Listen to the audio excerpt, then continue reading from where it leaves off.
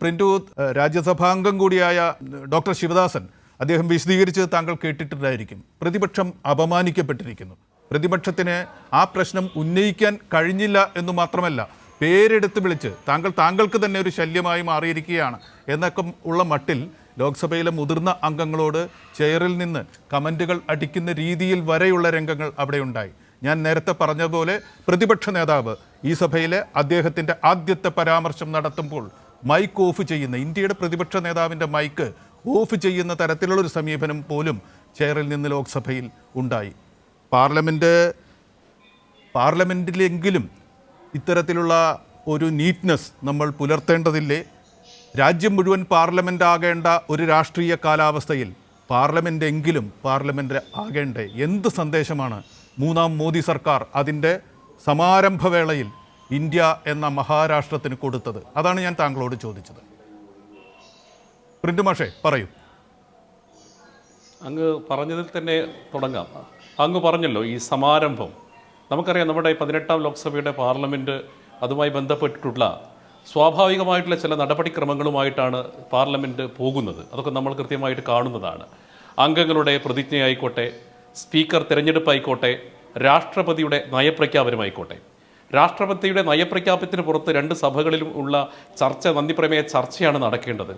അവിടെയാണ് പ്രതിപക്ഷം, സത്യത്തിൽ നമുക്കറിയാലോ, നമ്മളുടെ ഒരു ശാപം, ജനാധിപത്യത്തിൻ്റെ ഒരു ശാപം എന്ന് പറയുന്നത് എല്ലായ്പ്പോഴും ഈ കാര്യഗൗരവമില്ലാത്ത പ്രതിപക്ഷം ഇന്ത്യ മഹാരാജ്യത്ത് ഉണ്ടാകുന്നില്ല എന്ന് തന്നെയാണ് പ്രധാനപ്പെട്ട ഒരു കാര്യം. അതിന് ഞങ്ങൾ മോശമായിട്ട് കാണുന്നില്ല. കാരണം നമ്മൾ തിരഞ്ഞെടുക്കപ്പെട്ട പ്രതിപക്ഷ നേതാവിനെ തന്നെ നമുക്ക് നോക്കിക്കഴിഞ്ഞാൽ അതിൻ്റെ ഒരു നിലവാരം നമുക്കറിയാമല്ലോ. അതുകൊണ്ട് തന്നെ പ്രതിപക്ഷം കൃത്യമായിട്ടുള്ള പക്വത കാണിക്കാതെ ഈ സഭയുടെ തുടക്കത്തിൽ തന്നെ പ്രക്ഷുബ്ധമാക്കിക്കൊണ്ട് സഭയെ മാറ്റാനുള്ള ആസൂത്രിതമായിട്ടുള്ള ശ്രമമാണ് നടത്തിക്കൊണ്ടുവരുന്നത്. അപ്പോൾ സ്വാഭാവികമായിട്ടൊന്ന് പറഞ്ഞല്ലോ, നിങ്ങൾക്ക് പറയാനുള്ള കാര്യങ്ങളൊക്കെ നയപ്രഖ്യാപന ചർച്ചയിൽ കൃത്യമായിട്ട് അവതരിപ്പിക്കാം. അതിനപ്പുറത്തേക്ക് അടിയന്തര പ്രമേയമല്ലല്ലോ ആദ്യമായിട്ട് അവതരിപ്പിക്കേണ്ടത്. ഈ പാർലമെന്റ് ആദരണീയനായിട്ടുള്ള നമ്മുടെ MP ശിവദാസനും കൃത്യമായിട്ട് ഈ പാർലമെന്റിലെ നടപടിക്രമങ്ങൾ കൃത്യമായിട്ട് അറിയാലോ. ഒരു പുതിയ സർക്കാർ വന്നു, 18ാം ലോക്സഭയിൽ പുതിയ സർക്കാർ വന്നു. ആ സർക്കാരുമായി ബന്ധപ്പെട്ടിട്ടുള്ള രാഷ്ട്രപതിയുടെ നയപ്രഖ്യാപനം നടക്കുന്നു. നയപ്രഖ്യാപനവുമായി ബന്ധപ്പെട്ടിട്ടുള്ള അംഗങ്ങളുടെ നന്ദി പ്രമേയ ചർച്ചയിലുള്ള ചർച്ചകൾക്കുള്ള അവസരമാണ്.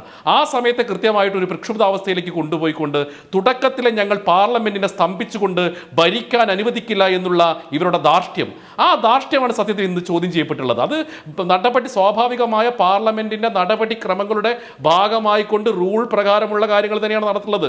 റൂളിന് വിരുദ്ധമായിട്ട് ഇവിടെ പ്രതിപക്ഷം പ്രവർത്തിക്കുന്ന സമയത്ത് സ്വാഭാവികമായിട്ട് അതിൽ കൃത്യമായിട്ട് സഭാനാഥൻ ഇടപെടേണ്ടതുണ്ട്. അതിന് കാര്യക്രമങ്ങളുണ്ട്. നമ്മൾ മനസ്സിലാക്കേണ്ട പ്രധാനപ്പെട്ട ഒരു കാര്യം, ഈ പ്രതിപക്ഷത്തിന് തുടക്കത്തിൽ തന്നെ വലിയ തിരിച്ചടി കിട്ടി. നമുക്കറിയാലോ, ഈ ലോക്സഭയിലെ സ്പീക്കർ തെരഞ്ഞെടുപ്പുമായി ബന്ധപ്പെട്ട്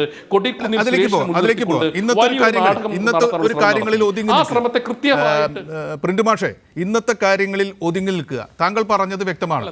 ഞാൻ ഇടപെട്ട് ഒന്ന് ചോദിക്കട്ടെ. അടിയന്തര പ്രമേയം എന്ന് പറയുന്നത് മറ്റെല്ലാ നടപടിക്രമങ്ങളും മാറ്റിവെച്ചുകൊണ്ട് അടിയന്തര പ്രാധാന്യം ഉള്ളൊരു വിഷയം ചർച്ച ചെയ്യാൻ പ്രതിപക്ഷത്തിന് ഉപയോഗിക്കാവുന്ന സഭയിലെ അവകാശമാണ്. അത് വിനിയോഗിക്കേണ്ട സാഹചര്യമായി എന്ന് പ്രതിപക്ഷമാണ് തീരുമാനിക്കുന്നത്. അവർ പക്വതയില്ലാത്തവരാകാം, അവർക്ക് പുറകിൽ രാഷ്ട്രീയ താല്പര്യങ്ങളുണ്ടാകാം. പക്ഷെ പ്രതിപക്ഷമായിരിക്കാൻ, ഇന്ത്യൻ പാർലമെൻറ്റിൽ പ്രതിപക്ഷ ദൗത്യം നിറവേറ്റാൻ ജനങ്ങളുടെ മാൻഡേറ്റ് നേടി വന്നവരാണവർ.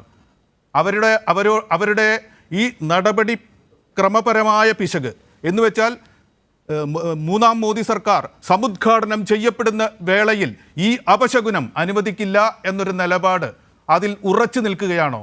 അത് തന്നെയാണോ ഇന്ന് കൊടുക്കാൻ ആഗ്രഹിച്ച സന്ദേശം? ഒരു തിരിച്ചടി തുടക്കത്തിൽ തന്നെ പരാജയപ്പെടുത്തും എന്ന ഒരു നിശ്ചയദാർഢ്യമാണോ ഭരണകക്ഷിയുടെ ഭാഗത്തു നിന്ന് ഉണ്ടായത്?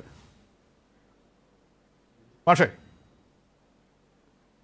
അല്ല, അതിനകത്ത് കൃത്യമായിട്ട് നമുക്കറിയാലോ, ഈ പാർലമെന്റ് ചട്ടങ്ങളുമായി ബന്ധപ്പെട്ടുള്ള കൃത്യമായിട്ടുള്ള നയപരിപാടികളുണ്ട്, സഭാ ചട്ടങ്ങളുണ്ട്. ആ ചട്ടങ്ങളെ കാറ്റിൽ പറത്തിക്കൊണ്ട് അടിയന്തര പ്രമേയം എന്ന് പറയുന്നത് സഭയുടെ ഒരു ക്രമമായിട്ടുള്ള രീതിക്ക് അനുഗുണമായ കാര്യമല്ല. അത് ശിവദാസനെ പോലുള്ള ആളുകൾക്ക് അറിയാം. ശിവദാസൻ വേണമെങ്കിൽ ഒരു പൊളിറ്റിക്കലി രാഷ്ട്രീയപരമായ വാദത്തിന് വേണമെങ്കിൽ അതൊന്നുമില്ല, ഞങ്ങൾക്ക് രാഷ്ട്രപതിയുടെ നയപ്രഖ്യാപനത്തിന് മുമ്പേ അടിയന്തര പ്രമേയത്തിലുള്ള അവകാശമുണ്ടെന്നൊക്കെ പറയാം.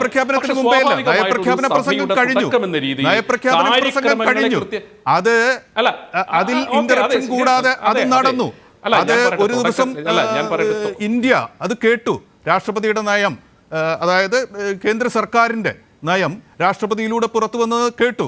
അത് കഴിഞ്ഞ് അതിന്റെ ചർച്ച മാറ്റിവെച്ച് ഇത് ചർച്ച ചെയ്യുക എന്നാണ് പറഞ്ഞത്. അതുകൊണ്ട് ബഹളം ഉണ്ടാകുമോ? ഇത് ചർച്ച ചെയ്താൽ ബഹളം ഉണ്ടാകുമോ? അങ്ങനെ കരുതുന്നുണ്ടോ ഭരണകക്ഷി? അല്ല സ്വാഭാവികമായിട്ട് നമുക്കറിയാമല്ലോ. ഞാൻ പറയാം, ഒരു രാജ്യത്തിൻ്റെ ലോകം മുഴുവൻ ഉറ്റുനോക്കുന്ന ഒരു രാജ്യം, 140 കോടി ജനങ്ങളുടെ പ്രതിനിധികളായി തിരഞ്ഞെടുക്കപ്പെട്ട സഭാംഗങ്ങൾ, അവിടെ ആദ്യ ദിനം തന്നെ ഈ പ്രക്ഷുബ്ധമാക്കിക്കൊണ്ട് രാജ്യത്തിൽ നൽകുന്ന സന്ദേശം എന്തായിരിക്കും? ഞാൻ പറയട്ടെ, പ്രതിപക്ഷത്തിന് സ്വാഭാവികമായിട്ട് പ്രശ്നങ്ങളിൽ ഇടപെടാനും ചർച്ച ചെയ്യാനുമുള്ള അവകാശമുണ്ട്, അധികാരവുമുണ്ട്. ജനാധിപത്യത്തിന്റെ സൗന്ദര്യം എന്ന് പറയുന്നതാണല്ലോ. പക്ഷേ അതിന് തെരഞ്ഞെടുക്കേണ്ട സമയവും സന്ദർഭവും അതിനനുസൃതം ആസൂത്രമായിട്ട് ഈ തുടക്കത്തിൽ തന്നെ ഒരു പൊളിറ്റിക്കലി രാഷ്ട്രീയ പ്രക്ഷുബ്ധതയിലേക്ക് ഞങ്ങൾ രാജ്യത്തിലേക്ക് കൊണ്ടുപോകുന്നു. വളരെ വ്യക്തമായി.